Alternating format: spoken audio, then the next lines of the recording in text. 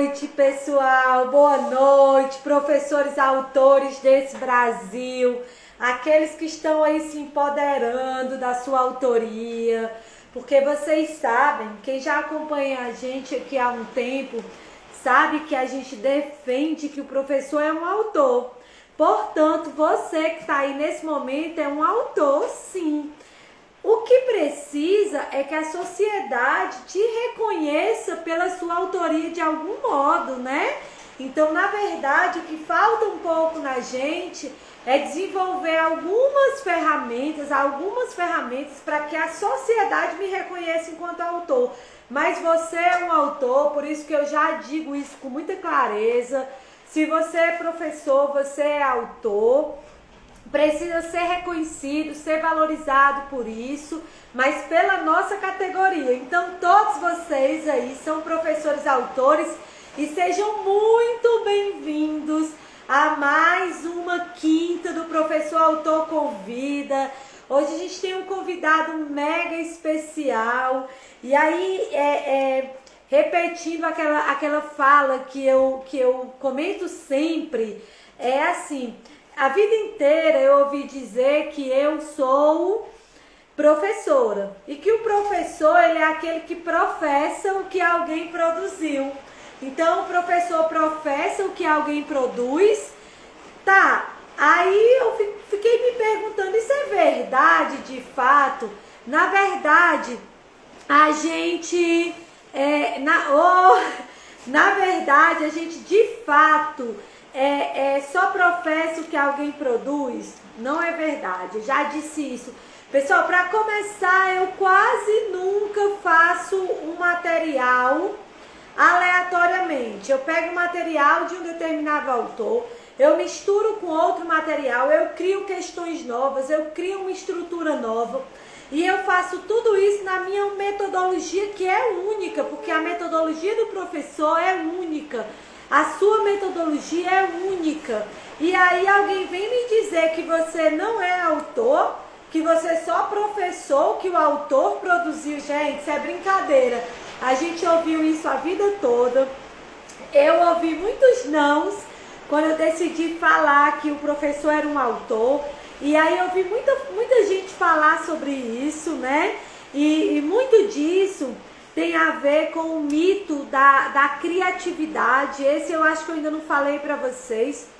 Mas a gente tem a ideia de que para eu ser um autor, eu tenho que ser um cara mega criativo. Para eu ser um autor, eu tenho que ter a criatividade mega aflorada. E esse nome, criatividade, ele já me faz pensar assim, pensa logo em menino, né? Dá um trabalho danado. Gente, eu tenho que criar alguma coisa. Como é que eu vou criar alguma coisa? Você pensa logo na folha em branco. Meu Deus, eu tenho uma folha em branco, como é que eu vou criar isso? E não é assim que a coisa se desenha. Tem um cara que fala muito sobre isso. O nome dele é Murilo Gun. Alguns de vocês devem até conhecer o trabalho dele. E ele fala muito sobre o mito da criatividade. Porque, na verdade, quando a gente fala em criatividade, o que a gente quer dizer, a gente quer falar de combinatividade. A criação de qualquer coisa, ela é feita da combinação de informações. Então, sei lá, vou pegar um celular. No ano de 2008, eu estava viajando, eu estava viajando no meio da estrada e dando aula na UVA, lá em Sobral, no município do estado do Ceará. E aí, uma amiga minha ligou para mim dos Estados Unidos e disse assim, Lu, eu tinha acabado de chegar dos Estados Unidos, ligou para mim e disse assim, Lu, eu tenho um celular e esse celular, preste atenção, gente, eu tô falando de 2008, 2009, esse celular, ele pega 2 chips. A gente andava com 2, 3 celulares na época. E quem andava muito pelo interior do estado tinha aquela história de um celular não suporta essa operadora só funciona no município tal. E aí a gente pegava um monte de celular. Quem é mais novinho não lembra dessa época, não. Aí eu tava no município de Sobral, almoçando com a galera. Aí uma colega me liga e diz, Luzia, agora existe um celular de 2 chips, eu trouxe direto dos Estados Unidos. Eu disse, celular de 2 chips? mas funcionam os 2 chips? Como assim? Como assim um celular com 2 chips? Aí um professor que estava na mesa olhou e disse assim, Luzia, aí um professor que estava na mesa olhou e disse assim, Luzia, deve ser assim, você fala de um lado, ou deve ser 2 celulares pregados, ele disse, deve ser 2 celulares pregados, de um lado você fala na Oi, a Oi acho que nem existia, já existia na época, aí, oi, tudo bem, não sei o que, não sei o que, aí do outro lado você fala na TIM. Deve ser 2 celulares pregados, porque não existia celular de 2 chips. E aí eu cheguei em Fortaleza, comprei o celular dele,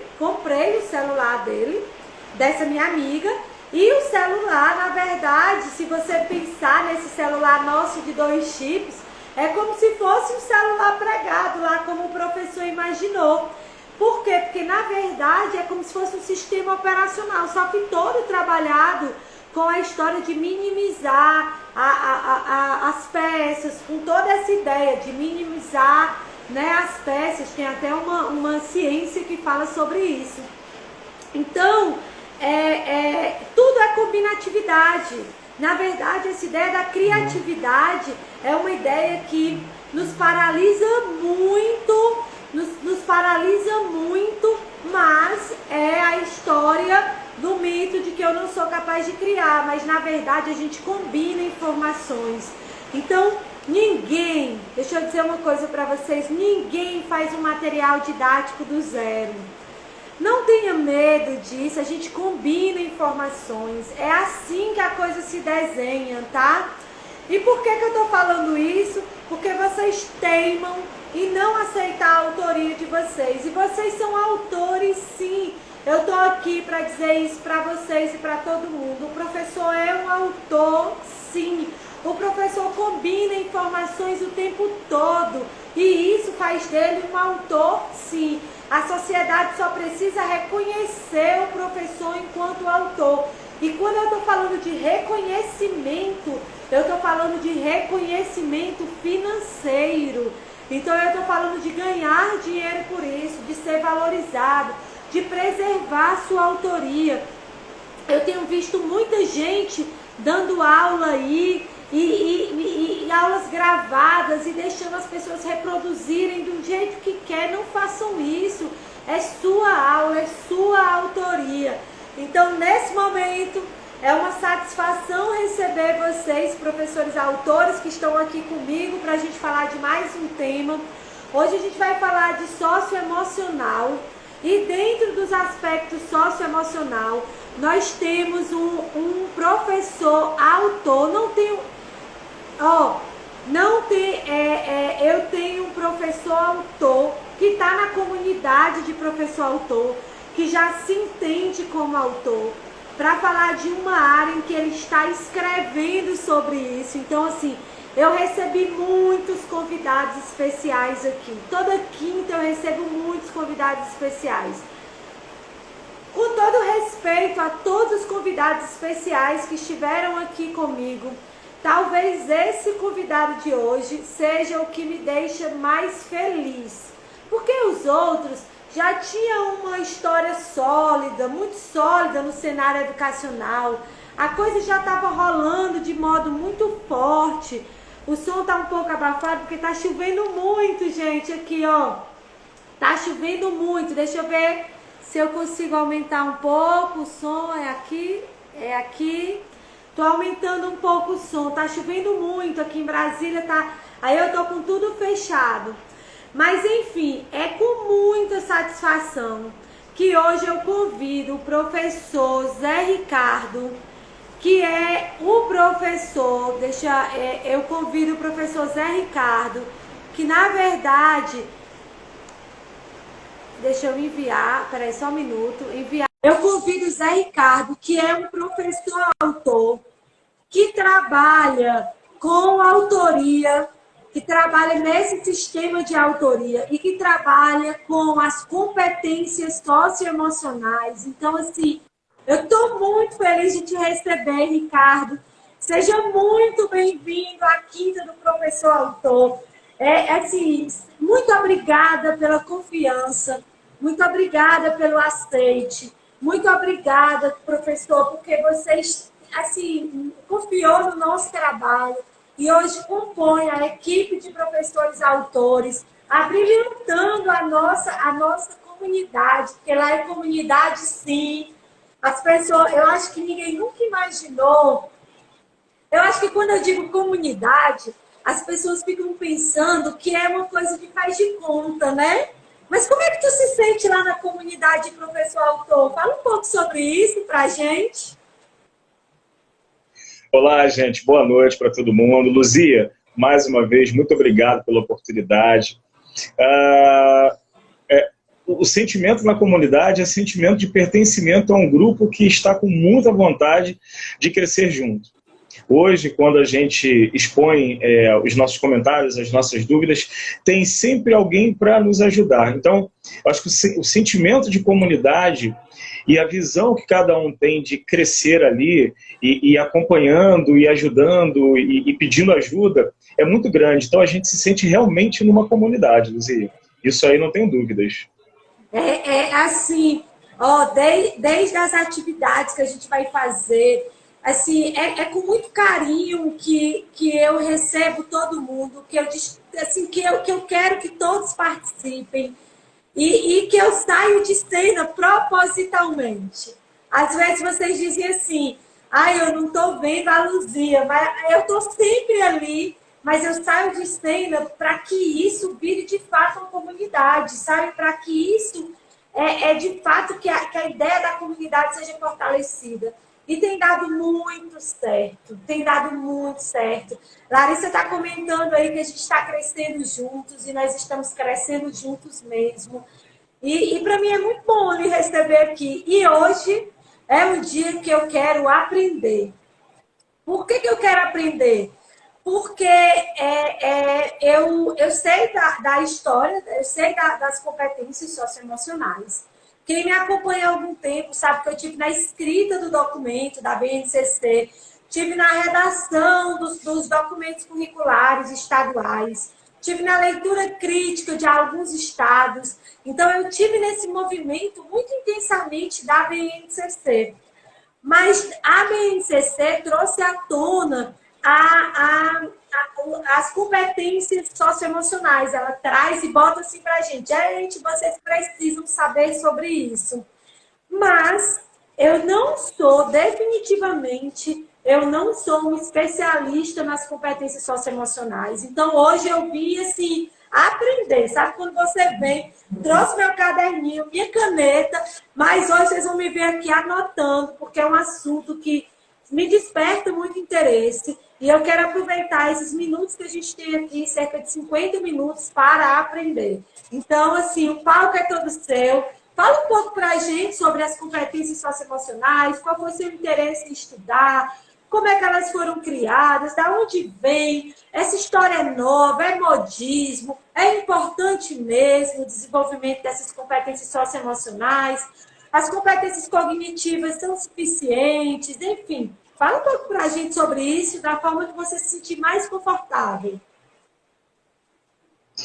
Luzia, antes de mais nada, você falava no começo sobre a questão do celular.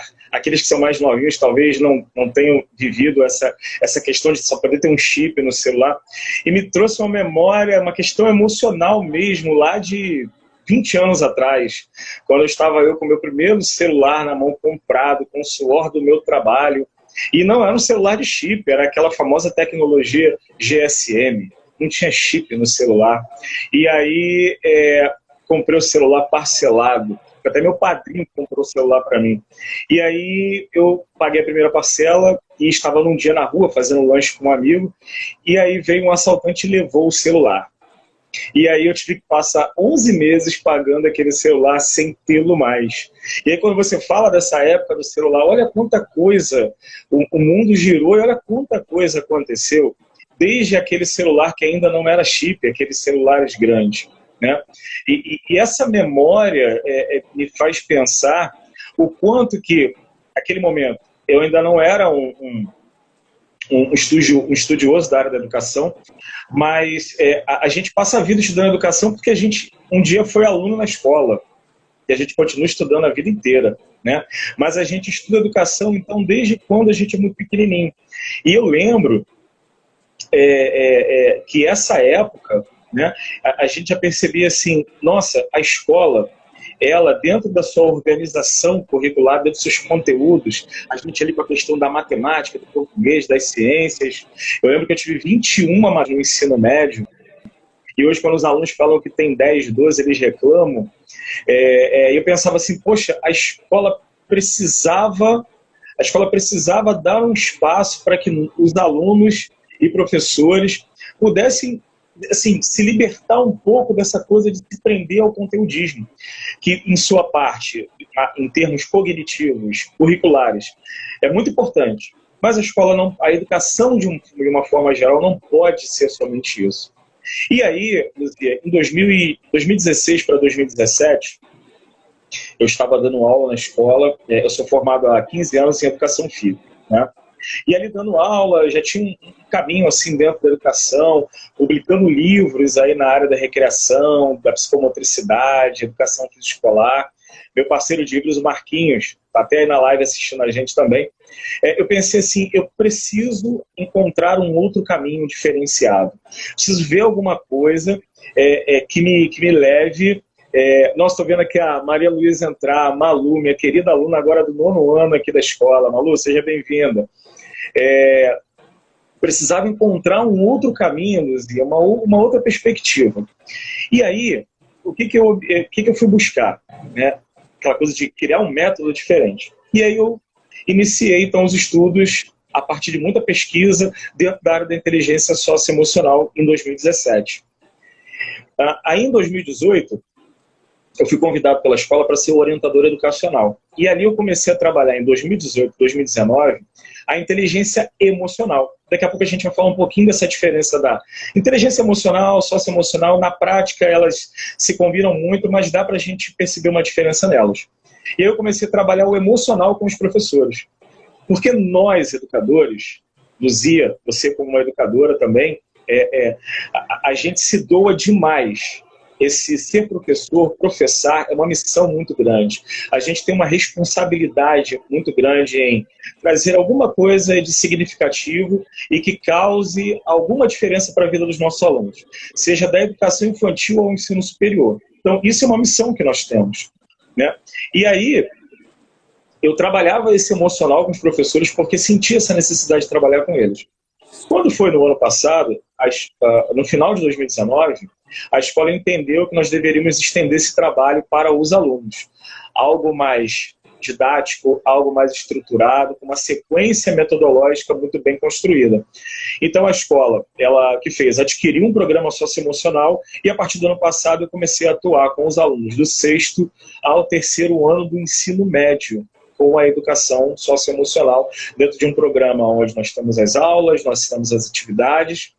E o interessante foi que, não suficiente do desafio de ir para a sala de aula com os alunos e entender essa educação emocional na prática, entramos no processo da pandemia, onde a gente estava todo pronto para um trabalho presencial, os grupos se organizando, e de repente a gente estava aqui como estamos, você e eu e o grupo que está acompanhando, uma tela de um celular, de um computador, e a gente, né, tendo que se posicionar, se reinventar em relação a isso. E aí entra também a questão da inteligência emocional para o educador, porque foi um grande desafio. Se a gente olhasse assim, a construção e a chegada da tecnologia na educação, na vida do professor, talvez o que a gente teve que construir nesses 10, 11, 12 meses, de quando começou até o presente momento, isso talvez levasse aí mais 2, 3, 4, 5 anos para a gente desenvolver o que a gente teve que desenvolver de uma hora para outra. Então, o professor, mais uma vez, foi desafiado a buscar essa inteligência emocional. E o nosso profissional vai partir exatamente disso. Quando o professor ele já buscou para o seu desenvolvimento pessoal essa compreensão da sua inteligência emocional, aí ele consegue ir para a sala de aula e fazer um trabalho socioemocional com os alunos. Porque o que é o socioemocional? É o espaço para escuta, o espaço para fala, entender que o outro tem direito à fala assim como eu tenho direito, observar as diferenças de opiniões, né? Criar um processo onde o aluno entenda a importância dele ser empático, ou seja, se colocar no lugar do outro. Mas se o professor não estiver do papel dele, do lugar dele, de profissional, de responsável por aquele momento, com o seu emocional trabalhado, ele vai ter dificuldades em desenvolver esse socioemocional. Então a gente parte de um emocional. Daniel Goleman fala muito sobre isso. O que é inteligência emocional? É a capacidade do indivíduo reconhecer os seus sentimentos e reconhecer os sentimentos do outro também. Então a partir daí a gente entra no processo de inteligência do emocional para o socioemocional. Muito claro, muito claro. Agora, deixa eu te fazer uma pergunta. A gente vai tentar falar, assim, dentro, e é pergunta mesmo, tá? Assim, em 2015, antes da BNCC, sair aí, na verdade, eu estou falando de 2014, 2015, iniciou os estudos de competência socioemocional no Brasil. Esses estudos eles foram trazidos em especial pelo campo da avaliação educacional, que é um campo de muito destaque no nosso país, né? A gente gosta de falar de referência aqui. Aí, o que aconteceu? Eu lembro que eu estava no congresso da ABAV e logo depois teve um Combratri, que é um congresso brasileiro de teoria de resposta ao item. Parece que ele é todo movido para as medidas educacionais, mas, na verdade, o tema foi competência socioemocional. E a discussão era como se avaliar as competências socioemocionais. Ou, melhor, como cruzar, porque o desempenho cognitivo com o desempenho socioemocional. E aí eu vou tentar dar um exemplo. Segura essa daí, segura, que eu vou dar um exemplo agora. No Brasil, quando a gente olha para os resultados de avaliação externa, a gente vê claramente que a avaliação externa ela indica que, apesar da gente fazer aquela crítica do ensino médio, a gente faz a crítica. O professor do ensino médio diz que o problema é do Fundamental 2. Fundamental 2. Termina a aprender nada no Fundamental 2. O professor do Fundamental 2 diz que o problema da educação é o Fundamental 1. O problema da educação é o Fundamental 1. Na verdade, começa do superior. Quem está na educação superior responsabiliza o ensino médio. Quem está no ensino médio responsabiliza o Fundamental 1, 2. Quem está no ensino Fundamental 2 responsabiliza o Fundamental 1. Quem está no Fundamental 1 diz que o problema é onde? Educação infantil. É lógico que o problema está lá na educação infantil. E quem está na educação infantil culpa a cegonha. E aí está tudo resolvido, né? A cegonha é a culpada, então está tudo bem, né? E aí, nessa frente, né, ao contrário disso, o movimento mostra que se mostra o contrário. É que os meninos têm melhores resultados educacionais no ensino fundamental 1, ao contrário do que os professores dizem. O que se mostra é que os resultados são melhores no Fundamental 1 do que no Fundamental 2, que, por sua vez, são melhores no Fundamental 2 do que no ensino médio. Então, assim, a gente caminha aí numa direção contrária. E aí tem uma fala que ela sempre toca o meu ouvido, certa vez que eu ouvi. Estava fazendo uma venda de um material, eu sou uma grande vendedora e tal, até porque eu sou apaixonada pela educação, e eu vendo a educação, e vender é conhecer. Então, eu estava fazendo uma venda e uma pessoa me disse assim, Luzia, eu não acredito. Isso era mais ou menos 2016, 2017. Ela me disse assim, Luzia, eu não acredito na educação só cognitiva. Olha para os meninos do 9º ano. Por que você acha que o 9º ano... O que acontece com os adolescentes? Aí eu vou refazer a pergunta para você. O que acontece com os adolescentes lá do 9º ano que a aprendizagem é tão deficiente? Aí ela dizia, com soluções cognitivas e tal, de desenvolvimento de conteúdo, de habilidade, de operações e tal, e com toda o meu conhecimento de conteúdo. E ela me falou isso e ela disse, cara, tem que ter uma relação emocional muito forte. Nesse período de adolescência, e essas relações emocionais O aluno não se descobriu, não se conhece o suficiente, não foi trabalhado isso. Essas relações emocionais, elas certamente têm impacto sobre os desenvolvimentos, sobre a cognição, sobre o desempenho acadêmico. E na época, né, eu já tinha ouvido sobre nesse congresso, isso foi antes de muita gente falar nem o nome socioemocional, ninguém nem pronunciava muito esse nome aqui no Brasil. Na verdade, nos Estados Unidos, isso já vem sendo estudado há longos períodos. Mas, enfim, nem se questionava. E aí, quando ela me falou isso, eu, como uma pessoa arrogante, que somos, né, com toda a minha arrogância, de quem estava vendendo aprendizagem cognitiva, de quem estava vendendo aprendizagem por conteúdo, de quem estava vendendo a matemática pura, eu meio que ignorei, dei aquele sorrisinho de canto de boca, sabe, que a gente dá, e vim embora. Mas, cara, é incrível como isso martela a minha cabeça. Parece que assim, foi uma praga que a menina jogou em mim, sabe? Eu penso nisso sempre. Nos impactos que eu não me conhecer, nos impactos de eu enquanto sujeito não me conhecer, não ter espaço para me conhecer, lá nas séries iniciais, não ter espaço para me conhecer, o quanto esses impactos eles geram problemas lá na adolescência. Tu consegue falar um pouco sobre isso para a gente? Faz sentido um pouco esse elo que eu fiz aqui? Ou eu estou fora da casinha e a menina ainda está me assombrando aqui, né? Assim, ainda estou vivendo de assombração. Esses questionamentos, Luzia, eles vão perdurar. Até porque, quando a gente tem um pouquinho de discernimento dentro da nossa profissão, que eu acredito ser uma missão de verdade, a gente vai estar sempre se questionando. A gente vai estar sempre buscando fazer aquilo que há de melhor. Quando você fala dessa relação de culpabilidade, que muitas das vezes a gente acaba fazendo do superior, médio, fundamental, educação infantil. Por quê? A base de tudo, verdadeiramente, é a educação infantil. Um menino, uma criança que não teve a sua estimulação da forma correta na educação infantil, salvo exceções, que por mais que tenha passado por um processo de estimulação, de repente a criança nasce com uma deficiência, mas vamos partir do ponto de vista da média, né? Então, se ela absorveu, se ela teve as estimulações, ela vai chegar uma criança, muito provavelmente no Fundamental 1, com um repertório cognitivo, motor, emocional, ou seja, pleno, a todo vapor. E o que os professores do Fundamental 1 têm que fazer? Aproveitar isso da melhor forma possível e continuar a desenvolver essas habilidades que a criança chegou no Fundamental 1. E quando chega no Fundamental 2 e ensino médio, a mesma coisa.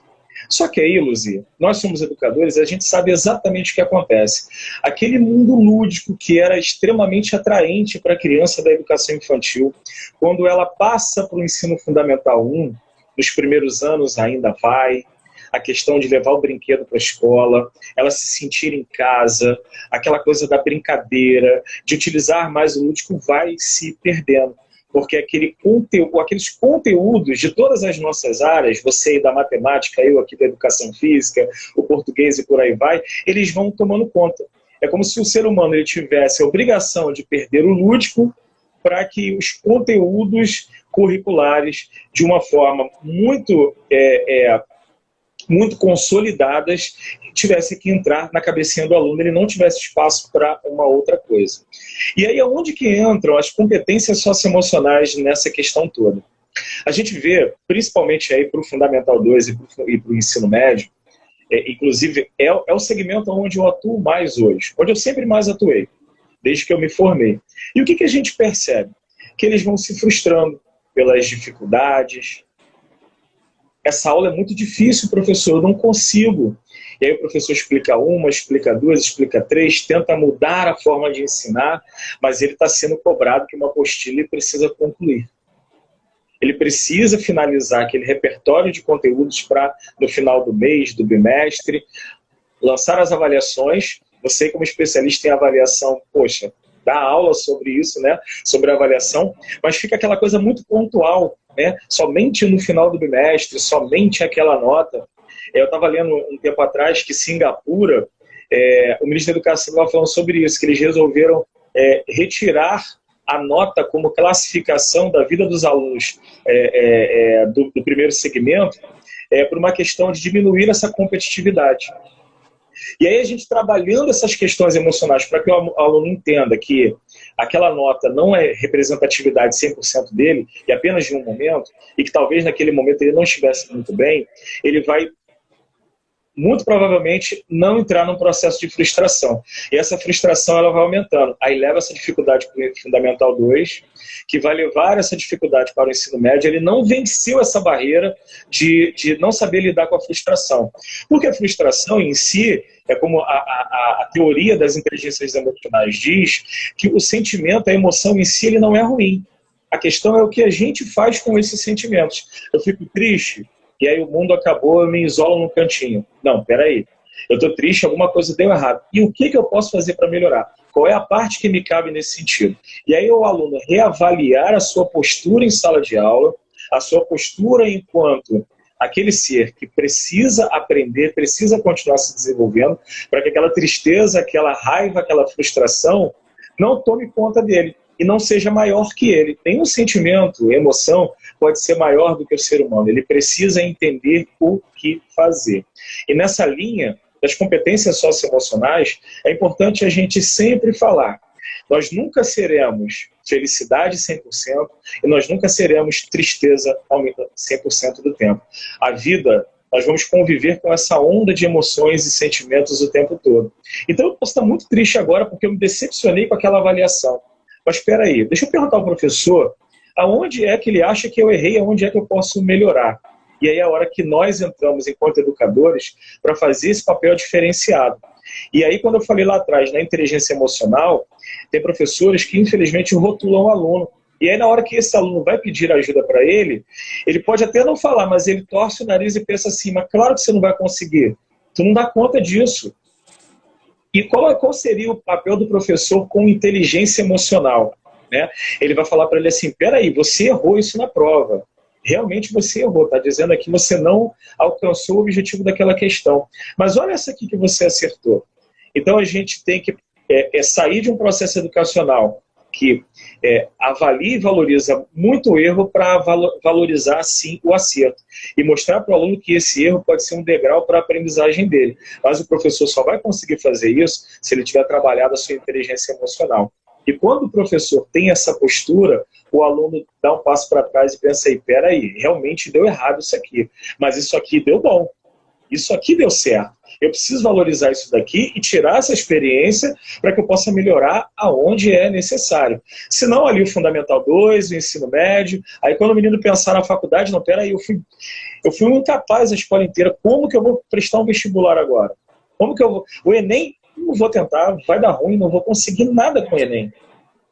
Minha vida acabou, né? Minha vida acabou, porque todo mundo diz que tem que fazer Enem, virar doutor e tal, então é melhor eu deixar de desistir e tal. E aí ele começa esse processo muito antes.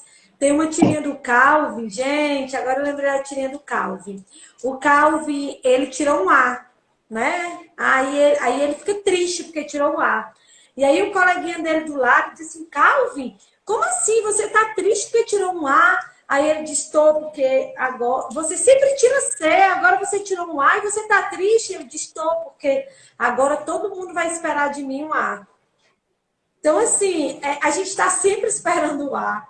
A gente está sempre esperando a melhor. A gente está sempre esperando uma mulher bonita. A gente está sempre esperando a juventude. A gente está sempre esperando o carro zero. A gente está sempre esperando algumas coisas e que fica muito evidente para mim. Eu estou falando de mim, tá, gente? Nesse momento eu estou contando a minha história. Assim, eu tenho 38 anos.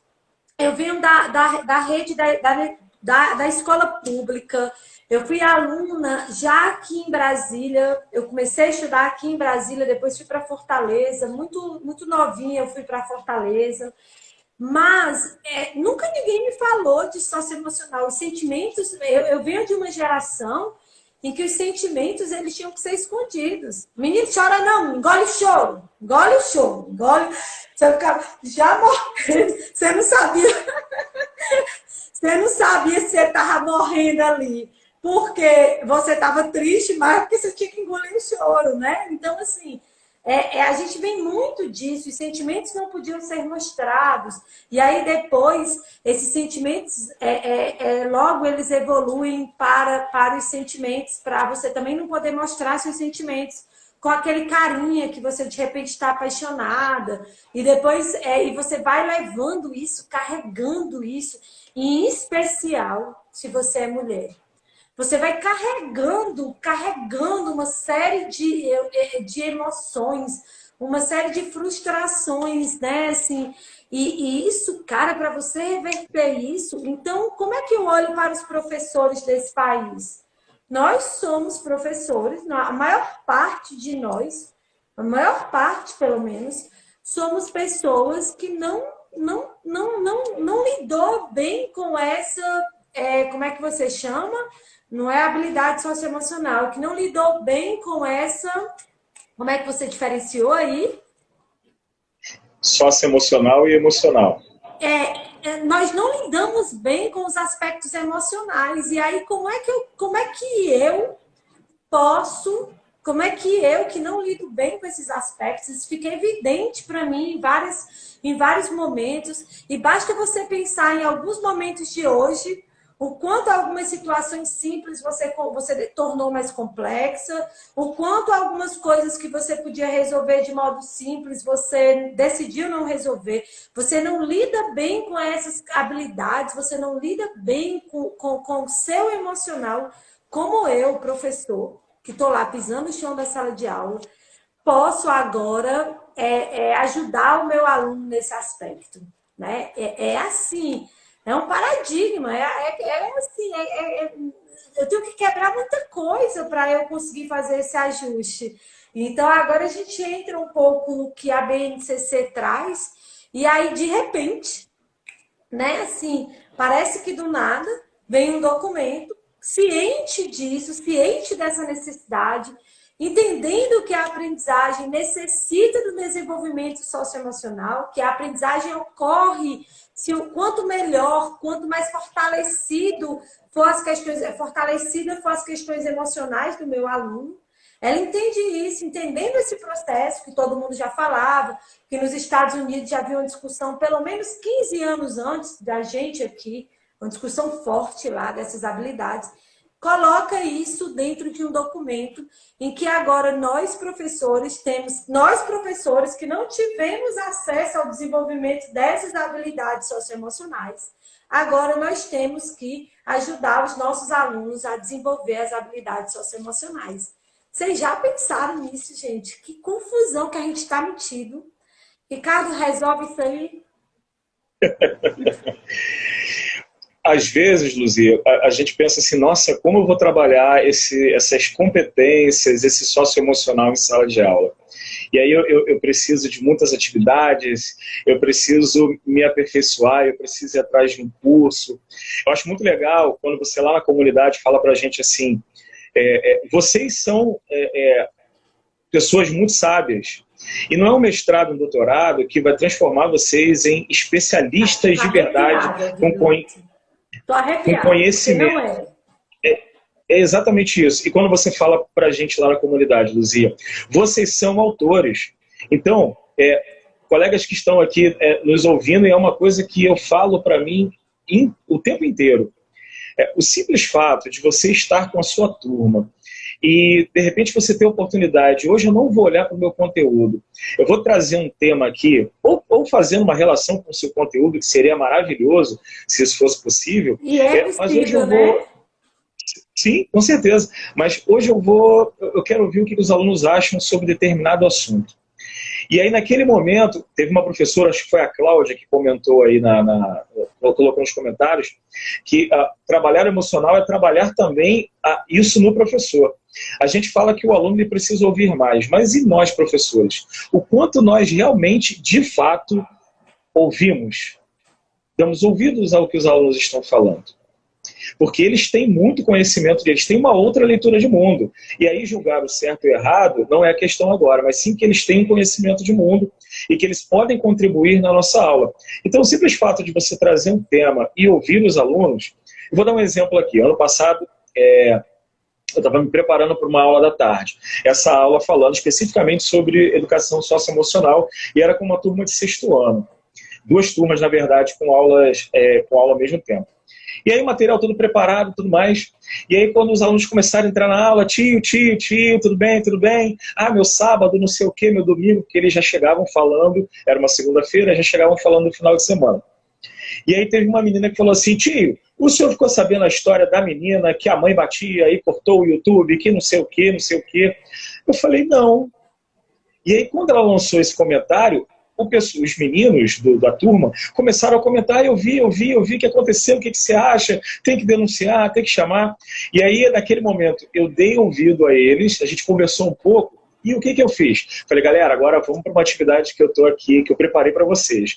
Aí comecei a atividade, daqui a pouco veio umas, tio, o que você acha da gente fazer uma denúncia por conta dessa mãe que batia na menina e fazia ela ficar constrangida na frente de todo mundo no YouTube? E aí eu falei assim, bom, eu acho interessante, mas isso você tem que falar com os seus pais, com os seus responsáveis. Ok, voltei para a atividade. No meio da atividade, eles retomaram aquele assunto. Então ali eu percebi que muito mais do que eu queria fazer com ele naquele momento, uma atividade programada, muito bonitinha, com vídeo e tudo mais, eles estavam muito afim de debater e apresentar as suas opiniões sobre algo. E aí eu respirei fundo, tomei um golinho d'água. Vamos lá, gente. Então deixa eu entender melhor o que eles estão querendo dizer com isso. E ali a aula fluiu. Quando eu vi, o monitor já estava falando para mim assim, Zé, tem que acabar a aula. Já deu tempo.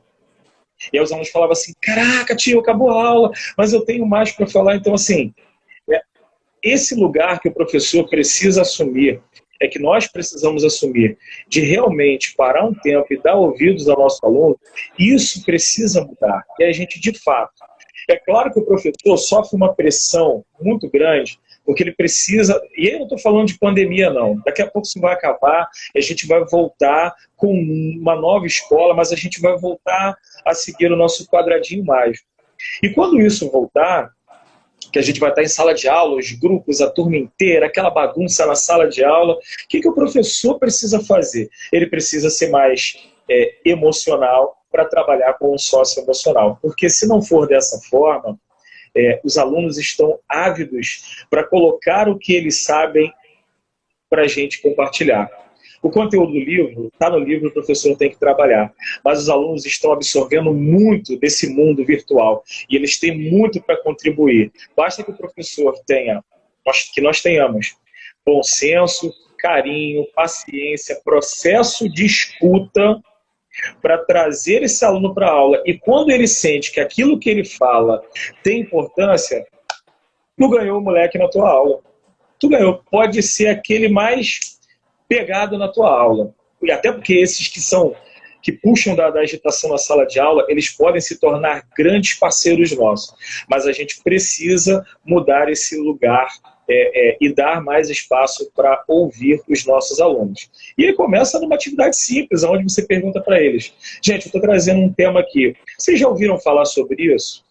E aí o aluno começa, de repente, a falar alguma coisa e talvez aquilo toque no nosso brio, enquanto adulto, detentor do saber. Peraí, isso aí eu não concordo. E aí a gente já corta a fala do aluno. Deixa ele falar.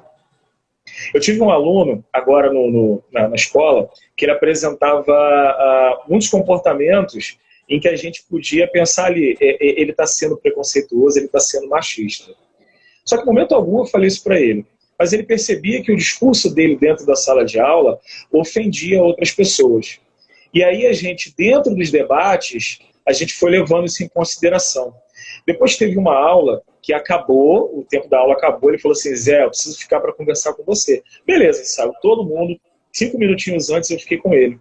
E aí ele falou para mim assim, Zé, eu percebi que o pessoal estava falando que eu estava sendo machista e eu não estava entendendo isso. Agora eu consigo entender o quanto eu estava sendo preconceituoso naquilo que eu estava falando na aula. Eu falei, é mesmo, cara? Ele é. Falei, me dá exemplo de quando você começou a perceber isso.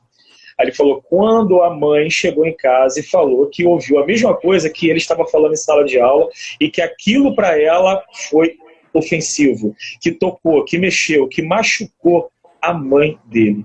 E aí ele conseguiu o processo empático, se colocar no lugar dos outros na sala de aula para começar a entender o que ele precisava mudar. E é tão bacana isso quando acontece, quando o aluno, mediante as vivências que a gente vai experimentando, que a gente vai fornecendo na sala de aula, ele vai mudando de comportamento, porque educação é isso, é mudança de comportamento. Ninguém entra numa aula, por mais difícil que tenha sido aquela aula, e sai de lá a mesma coisa. 1% ele aprende. E que seja 1% significativo, ou seja, que cause uma mudança de comportamento para ele naquele momento e, quem sabe, para a vida dele. Perfeito, Ricardo. Tem uma pergunta aqui que eu achei muito interessante, que é sobre se o desenvolvimento das competências na sua escola aconteceu em alguma parceria com o Instituto Ayrton Senna. A gente sabe, o Instituto Ayrton Senna fez uma parceria com o Rio de Janeiro e com o Ceará, foram os primeiros estados parceiros do Instituto Ayrton Senna, né? E na sua escola, foi por meio dessa parceria? Não, não foi através do Instituto Ayrton Senna, não. Até, inclusive, conheço o trabalho deles. Eu peço espaço aí a você para falar que, juntamente com mais um grupo de professores especialistas nos segmentos do infantil, Fundamental 1, Fundamental 2, nós estamos elaborando um norteamento para trabalhar essa educação socioemocional na escola. E o Ayrton Senna, o Instituto Ayrton Senna, eles trabalham com essa questão da Big Five, né? Que foram aqueles traços de personalidade que foram estudados lá na década de 30, e aí foram se desenvolvendo, eram muitos traços em que na década de 80 eles foram resumidos para grandes 5 traços de personalidade que são chamados de macrocompetências socioemocionais. Aí eu vou até falar aqui para elas, para a gente poder contextualizar. É a autogestão, engajamento com os outros, a amabilidade, a resiliência emocional e a abertura ao novo. E essas 5 macro competências socioemocionais são desmembradas em 17 micro competências socioemocionais. Então, é um repertório para a gente olhar para o nosso aluno e pensar assim, como trabalhar a autogestão das nossas crianças. Então, aquela criança que é muito explosiva, que provavelmente é um comportamento aprendido, né? Ainda mais se tratando de criança, é um comportamento aprendido, mas quando ela explode porque um coleguinha empurrou ela na sala de aula, na fila do lanche, no parquinho, e jogou o material dela no chão, ao invés dela explodir, por que ela não pode ter uma outra postura? Porque ela tem direito de ficar com raiva, sem problema nenhum. Mas a maneira como ela reage é que faz parte desse processo de autogestão. E quando uma criança fala assim, ó, e eu já ouvi isso do meu filho de 5 anos de idade, papai, eu vou sair de perto porque eu tô com muita raiva. Então, naquele momento, a criança entendeu que ele está com raiva, ele já nomeia essa emoção primária, que é a raiva, que é importante trabalhar especialmente na educação infantil. Então, ele nomeou aquela emoção, ele já sabe o que é a raiva, ele já entende nele o que é a raiva. Mas, principalmente, e agora? O que eu faço com essa raiva? E aí ele se distancia porque ele precisa pensar naquilo. Ao invés dele bater de volta, ao invés dele jogar alguma coisa longe, tentar quebrar alguma coisa, xingar alguém. Então, esse processo de autogestão, ele é muito importante para que a gente trabalhe isso da educação infantil, para que ele se desenvolva durante toda a sua vida, tendo esse processo de autogestão das suas emoções. Uma colega colocou aí aqui no chat, sentimento é diferente de comportamento, né? Então, assim, eu tenho o direito de sentir, mas será que eu tenho o direito de me comportar daquela forma, né? Assim, então a gente precisa... Adorei! Gente, adorei isso! Logo, porque eu vou fazer aqui uma... legal, é massa demais esses lives, cara. E é muito massa depois que você se acostuma com as lives, porque você passa a ser autêntica, né? Você, no início, é todo travado, você não sabe nem como falar. Mas assim, eu sou uma pessoa, lá no meu estado a gente diz que eu tenho a zanga bem rasinha, entendeu? Então, eu sou uma pessoa desse tipo, sabe? Eu tenho a raiva e aí eu quero quebrar, e assim, e sou velha, né? Velha, rapaz, com 38 anos, quero quebrar, quero sair, quero jogar as cores, quero não sei o quê. E assim, foi muito tempo de terapia, muitos anos de terapia, muito tempo de controle, de olhar, de ler, de leitura, de oração, de muitas coisas, para eu poder entender que não podia me comportar daquele jeito. Mas eu gostei na verdade, essa síntese foi perfeita. Sentimento é uma coisa, você tem o direito de sentir a raiva, mas você não tem o direito de se comportar, né? Assim, é porque eu tava com raiva, eu quebrei isso, é porque eu tava com raiva, eu briguei, é porque eu tava com raiva, eu bati, né? Então, enfim. É, eu queria fazer uma outra colocação sobre o Instituto Ayrton Senna, que alguns colegas falaram aí do Instituto Ayrton Senna, e eu acompanhei, já disse para vocês eu já disse para vocês que eu não sou especialista na área, mas eu comecei a estudar socioemocional, comecei a ver em 2015, quando ninguém nem falava socioemocional no Brasil, porque eu fui para um congresso de medidas. E o que acontece, existem alguns riscos do socioemocional. Ninguém, gente, o massa desses lives da gente é porque ninguém aborda um conteúdo assim. Você às vezes vem para uma live dessa, você espera que vai detalhar as competências socioemocionais da BNCC. Eu não quero isso. Então lá, está escrito, vai lá ler. A gente tem que trazer alguns fundamentos aí, está escrita. Você não precisa de 1 hora para eu detalhar as competências socioemocionais da BNCC, não. São 10. Você leva mais ou menos 1 minuto e meio para ler cada uma. Ponto, tá tudo bem aí. O que a gente quer falar aqui, a gente quer trazer algumas reflexões que de algum modo se encaixem. E aí, na verdade, por que o socioemocional, inclusive via Instituto Ayrton Senna, inclusive via outros institutos, ele iniciou a discussão num congresso de avaliação? Por que ele inicia a discussão num congresso de avaliação educacional? Porque, na verdade, um dos intuitos de alguns desses institutos era cruzar, preste atenção nisso, que isso é perigoso, sabe, gente? Era cruzar alguns aspectos emocionais aí com o desempenho cognitivo. Então, era perceber, é verdade, preste atenção no perigo disso, cara. É verdade que o aluno introspectivo aprende mais matemática? Então, havia esse intuito de cruzamento. Nos Estados Unidos, isso já era feito. Eles já estavam reformulando essa ideia e a gente aqui vem com a ideia. Pá! Bora cruzar a cognição com habilidades socioemocionais. E à época, houve um movimento dentro desse congresso muito forte. Eu lembro de algumas discussões muito fortes dentro desse congresso, que era exatamente nessa frente. Cara, vamos supor que o cara ser introspectivo favorece o ensino e a aprendizagem de matemática. Vamos supor que isso seja verdade. A gente realmente vê grandes gênios na matemática e tal, altamente introspectivo. Então, agora a gente vai tornar o aluno introspectivo para que ele aprenda matemática. Isso era... Gente, isso me arrepia. Isso foi muito forte. E aí... Como nós estávamos num congresso, né?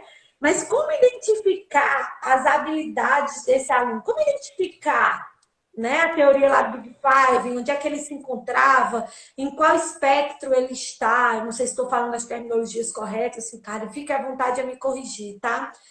E como eu saber qual espectro favorece qual disciplina? Gente, é pesado. Tô brincando, não. E você sabe hoje que eu não tô brincando. Então, alguns institutos vieram com isso muito forte. Isso foi feito no Ceará, lá no meu estado, do coração. Deixa eu dizer. Bora cruzar os aspectos de cognição com as habilidades socioemocionais, né? Com o emocional. E aí, por que eu tô dizendo isso para já ir para o final? Isso é perigoso. Isso não pode ser feito dessa forma. A gente tem que ter cuidado com esses detalhes. E à época, a gente estava num congresso de avaliação, mas como eu sei se o aluno ele tá, em qual espectro ele está? Ah, porque se eu perguntar ao Ricardo, Ricardo, você é organizado? Certamente você vai me dizer, sou. Porque todo mundo acha que é. Mesmo que diga que não é, mas eu acho que eu sou. O Robert diz que o Robert diz aqui que onde eu chego, eu instauro o caos. Onde eu chego, ele diz, Luzia, tu chegou, vira o caos. Segundo ele, eu sou desorganizada. Eu não me acho desorganizada. Mas nesse instante eu sentei aqui, tinha duas. A minha mesa é nova, novíssima. E tinha duas cascas de banana e uma comida só pela metade aqui em cima da mesa, dentro da gavetinha da mesa. Aí eu, cara, será que eu sou mesmo organizada, como o Robert fala? Não sei o que, não sei o que, não sei o que. Eu acho que. Bom, aí eu lembrei e tal, eu tirei as cascas de banana da mesa que chegou ontem, dentro da gaveta da mesa. Eu comi e coloquei. Então, eu de fato sou uma pessoa desorganizada, mas ninguém se diz desorganizado. E aí vinha como encontrar em qual espectro o aluno está. Por isso que foi para um congresso de avaliação. E lá nós criamos as famosas, se eu não me engano, o termo, eu tentei lembrar ontem, mas nós criamos as famosas vinhetas âncoras. Como era? Eu acho que era vinheta âncora o nome. Se não foi, eu vou corrigir amanhã. Como era a vinheta âncora? Era tipo assim, a Luzia, era tipo assim, Robert é uma pessoa que acorda pela manhã às 8 horas. Às vezes ele não escova os dentes, mas ele toma café todos os dias. Eventualmente, ele não calça a meia para ir para a escola. Robert é organizado? Então, eu, ao invés de eu... olha o espectro, gente. Então, aí se o cara dissesse assim, eu também não escovo o dente, eu também não coisa a meia, mas Robert é organizado, entendeu? Aí eu... Caraca, Robert é organizado. Aí eu consegui entender o critério de organização daquele sujeito. Eu consegui entender o critério de amabilidade, porque eu fazia lá o que a gente chamava de vinhetas âncoras. E isso favorecia o cruzamento com os aspectos cognitivos. Então, a base do socioemocional, isso você não vai ouvir em canto nenhum, gente. Nenhum desse Instagram. A base do socioemocional trazida para o Brasil, ela veio nessa frente. E ela foi muito batida até ir para a BNCC de uma forma como o Ricardo traz hoje isso para vocês. Então, assim, a base era isso, era ver como as habilidades socioemocionais conseguiriam contribuir aí no espectro do desenvolvimento de cognição. E isso é perigoso, concorda comigo, Ricardo? Perfeito, Luzia, porque essa questão da personalidade, do perfil comportamental, está atrelado exclusivamente a um campo do conhecimento. Então, seria uma lógica. Todo introspectivo é matemático, logo, quem não é introspectivo não é matemático. Então, quem é extrovertido é de humanas. Bota logo para não estudar matemática, né? Tipo assim. Exatamente. E olhando... Pode falar. Olhando, Luzia, olhando para essa relação do quanto o emocional, do socioemocional, ele vai fazer diferença, eu queria citar algumas coisinhas aqui que eu pude colher ao final do ano passado. Instrumentos assim, de avaliação socioemocional ainda estão sendo em processos de construção para dentro da escola, mas eu apliquei algumas perguntas para os meus alunos ao final do ano passado. Malu está aqui na live, que não me deixa mentir. Lucas entrou aí e falou, oi tio, Lucas, saudade meu querido, semana que vem estamos juntos. E aí eu apliquei algumas perguntas de cunho, perguntas de respostas fechadas, que já vinham prontas no material, mas eu senti necessidade de fazer duas perguntas para que eles escrevessem. E aí eu recebi 198 respostas de uma pergunta, respostas discursivas, e mais de 200 da outra pergunta. E foi um prazer eu sentar e ler essas mais de 400 respostas que foram dadas pelos alunos. Na primeira pergunta, só para você ter uma ideia, eu perguntei para eles, na opinião deles, para que serviu a aula de socioemocional. E se eles acharam que aquilo mudou algo neles, e se mudou alguma coisa no perfil da turma. E era assim, para eles escreverem. Deixa eu dizer uma coisa, Ricardo. A gente tem cerca de 40 segundos para eu encerrar. Eu posso encerrar Só para ficar gravado aqui, eu volto de novo, tá? Porque aí você fala sobre essas perguntas e quem quiser pode acompanhar, de todo modo vai ficar gravado. Tudo bem assim?